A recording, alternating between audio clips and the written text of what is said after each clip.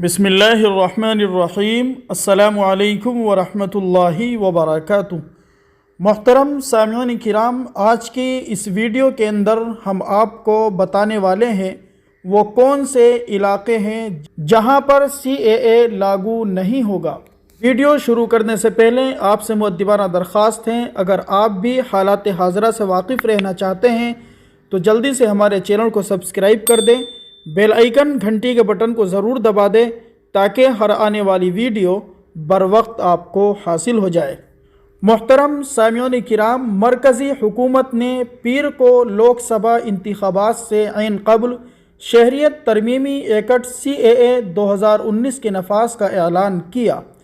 مرکز کے اس اقدام سے پاکستان، بنگلہ دیش اور افغانستان کے غیر مسلم تارکین وطن کو شہریت دینے کی راہ ہموار ہوئی ہے، جو 31 دسمبر 2014 سے پہلے ہندوستان آئے تھے یا مستقبل میں آئیں گے۔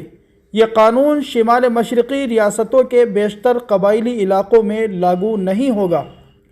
قانون کے مطابق یہ تمام شمال مشرقی ریاستوں میں لاگو نہیں کیا جائے گا، کیونکہ ان ریاستوں کے لوگوں کو سفر کرنے کے لیے اندرونی لائن پرمٹ کی ضرورت ہوتی ہے۔ شہریت ترمیمی ایکٹ CAA 2019 شمال مشرقی ریاستوں کے بیشتر قبائلی علاقوں میں نافذ نہیں کیا جائے گا، بشمول وہ علاقے جنہیں آئین کے 6 شیڈول کے تحت خصوصی درجہ دیا گیا ہے۔ قانون کے مطابق یہ تمام شمال مشرقی ریاستوں میں لاگو نہیں کیا جائے گا۔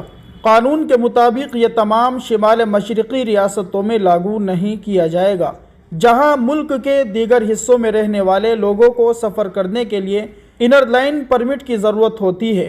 ILP اروناچل پردیش، ناگالینڈ، میزورم اور منی پور میں لاگو ہے۔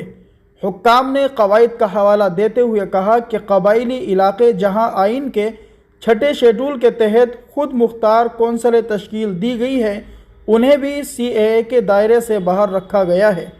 آسام، میگھالیہ، تریپورہ میں ایسی خود مختار کونسلیں ہیں۔ CAA پیر کو نافذ ہوا۔ لوک سبھا انتخابات کے شیڈول کے ممکنہ اعلان سے پہلے ہی CAA سے متعلق قوانین کو مطلع کر دیا گیا تھا۔ CAA کے قوانین کے اجرا کے ساتھ اب PM مودی کی حکومت ان تینوں ممالک سے ستائے ہوئے غیر مسلم تارکین وطن ہندو، سکھ، جین، بدھ، پارسی اور عیسائی کو ہندوستانی شہریت دینا شروع کر دے گی۔ آسام میں CAA کے خلاف ریاست بھر میں احتجاج شروع ہو گیا ہے۔